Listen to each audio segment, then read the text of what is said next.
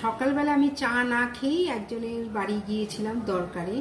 তো এইমাত্র ফিরলাম, আর ওইখানে একটা সুন্দর জিনিস দেখলাম, জিনিস বলতে গাছ দেখলাম। গাছটা তোমাদেরকেও দেখাবো। আমি খুব আশ্চর্য হয়ে গেলাম গাছটা দেখে। আমি লোকের মুখে শুনেছি কিন্তু কোনো দিন দেখিনি। আজকে দেখলাম, ভাবলাম তোমাদেরকেও একটু দেখাই। চলো দেখবে।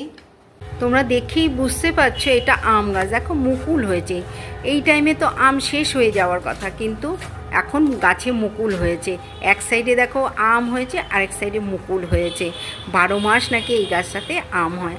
আমার দেখে এত ভালো লাগলো, ভাবলাম যে এইটা তোমাদের কাছে শেয়ার করব। তাই একটু ভিডিও করে নিয়ে আসলাম। এই জানা চেনা এই দিদির বাড়িতে আমি আজকে সকালে গিয়েছিলাম। তো গাছটা দেখে আমার এত ভালো লাগলো। আমি অনেক আগে লোকের মুখে শুনেছি এক একটা গাছে 12 মাস হয়। তা তোমাদের কেমন লাগলো কমেন্ট করে জানিও। আজকের মতো